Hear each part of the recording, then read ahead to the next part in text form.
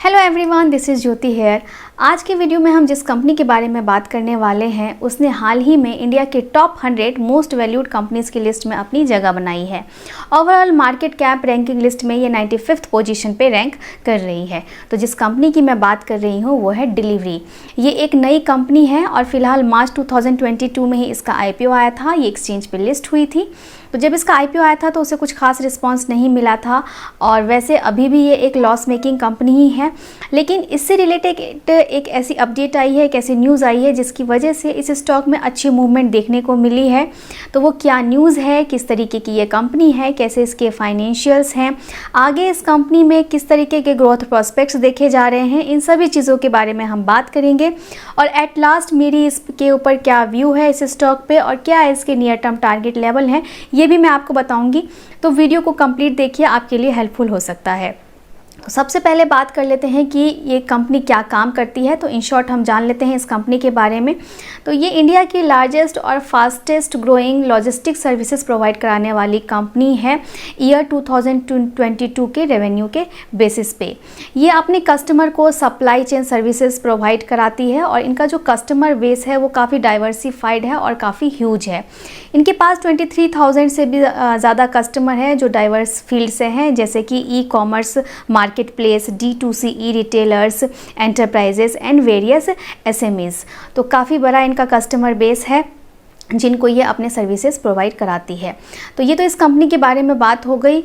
अब बात कर लेते हैं उस न्यूज़ के बारे में जिसकी वजह से इस स्टॉक में अच्छी मूवमेंट देखने को मिल रही है। लेकिन उससे पहले अगर आप मेरे चैनल पे फर्स्ट टाइम विजिट कर रहे हैं तो चैनल को सब्सक्राइब ज़रूर कर लीजिए। तो जिस न्यूज़ की हम बात कर रहे थे वो है कि 21 जुलाई को इसका जो मार्केट कैप है इस कंपनी का वो 50,000 करोड़ रुपीज़ को क्रॉस कर गया। अब इस न्यूज़ के आते ही इस स्टॉक में अच्छी मूवमेंट देखने को मिली और इसने अपना एक न्यू हाई बनाया 707 का और इसके साथ ही ये इंडिया के टॉप 100 मोस्ट वैल्यूड कंपनीज़ की लिस्ट में शामिल हो गया। वैसे भी पिछले 5 हफ्तों में इस स्टॉक में 44% तक की जंप देखने को मिली है। फिलहाल ये अपने हायर लेवल पे ट्रेड कर रहा है जब से ये एक्सचेंज पे लिस्ट हुआ है। ये लिस्ट हुआ था 24 मई 2022 को, तब से अब तक ये अपने हायर लेवल पे ट्रेड कर रहा है। और इसका जो इशू प्राइस था 487 का, तो वहाँ से अगर देखें हम तो जब ये 707 का इसने हाई बनाया था तो 45% का इसमें जंप देखने को मिला है। वैसे ये एक फाइनेंशियली काफ़ी वीक कंपनी है, लेकिन अगर इसके बैलेंस शीट की बात करें तो इसका बैलेंस शीट काफ़ी स्ट्रॉन्ग है, जिसमें इसका कैश और इन्वेस्टमेंट जो है वो 2,512 करोड़ का है और इसने अपने IPO के 3,846 करोड़ रुपीज़ जो है वो कलेक्ट किए थे। तो ये तो कंपनी का बैलेंस शीट है, लेकिन हम अगर इसके फाइनेंशियल्स की बात करें तो फाइनेंशियली काफ़ी वीक है कंपनी, जिसमें आप यहाँ पे देखेंगे कि आपको सेल्स तो बढ़ती हुई दिखेगी लेकिन इस कंपनी का जो नेट प्रॉफिट है वो आपको लॉस में दिखेगा। कंपनी का ROE भी नेगेटिव में है। तो फाइनेंशियली काफ़ी वीक कंपनी है ये। तो रिसेंटली ही कंपनी का जो क्वार्टरली रिजल्ट आया था, मींस मार्च 2022 के क्वार्टरली रिजल्ट के बेसिस पे कंपनी ने बताया है कि कंपनी अपने वर्किंग कैपिटल की रिक्वायरमेंट्स के लिए तो इन्वेस्टमेंट कर ही रही है, उसके साथ अपने कैपेक्स के लिए भी वो इन्वेस्टमेंट कर रही है। कैपेक्स मींस कैपिटल एक्सपेंडिचर, ये वो अमाउंट होता है जो कंपनी अपने फिजिकल एसेट्स के मेंटेनेंस के लिए, उसके अपग्रेडेशन के लिए या उन्हें एक्वायर करने के लिए यूज़ करती है। तो उस चीज़ के लिए भी कंपनी फंड्स को यूज़ कर रही है, इन्वेस्टमेंट कर रही है उसके लिए। उससे होगा ये कि कंपनी की एफिशिएंसी बढ़ेगी, कॉस्ट ऑफ डिलीवरी जो है वो कम होगा और स्पीड जो है डिलीवरी की वो बढ़ेगी, टाइम कम कंज्यूम होगा। साथ ही कंपनी ने ये भी बताया है कि कंपनी के 2 प्लांट्स भी ओपन होने वाले हैं, जो एक मुंबई और दूसरा बेंगलुरु में ओपन होने वाला है। तो इन सब चीज़ों को देखते हुए ऐसा लगता है कि कंपनी का जो फ्यूचर प्लानिंग है वो काफ़ी अच्छा है, ग्रोथ प्रोस्पेक्ट से कंपनी अच्छी दिख रही है। लेकिन अगर इसके फाइनेंशियल्स को ध्यान दें तो ये एक लॉस मेकिंग कंपनी है। कंपनी का नेट प्रॉफिट, कंपनी का ROE हमें सब कुछ निगेटिव में दिखता है।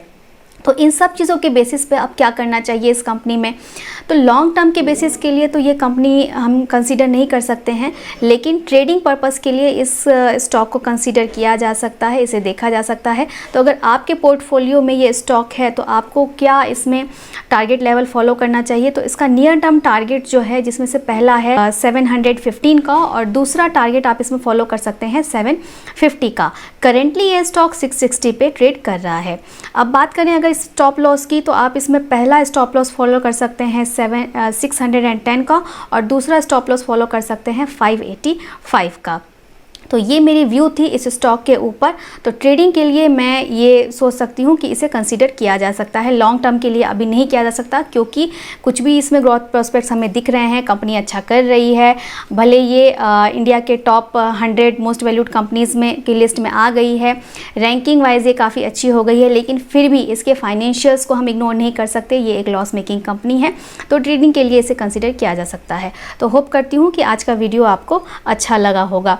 इसके साथ ही मैं आपको अपनी कुछ सर्विसेज भी बताना चाहूँगी कि हमारी पुणे में स्टॉक मार्केट की क्लासेस चलती हैं, ऑनलाइन और ऑफलाइन दोनों ही ये अवेलेबल हैं। तो अगर आप क्लासेस करना चाहते हैं टेक्निकल एंड फंडामेंटल एनालिसिस की, दूसरा भी हमारा कोर्स एक कोर्स है फ्यूचर एंड ऑप्शन का, अगर आप इंटरेस्टेड हैं तो आप हमें कांटेक्ट कर सकते हैं। हमारी कांटेक्ट डिटेल्स आपको हमारे डिस्क्रिप्शन बॉक्स में मिल जाएंगी। साथ ही अगर आपको डीमैट अकाउंट ओपन कराना है या किसी तरीके का आपको सपोर्ट चाहिए, रिकमेंडेशंस वगैरह चाहिए, तो आप उसके लिए भी हमें कांटेक्ट कर सकते हैं।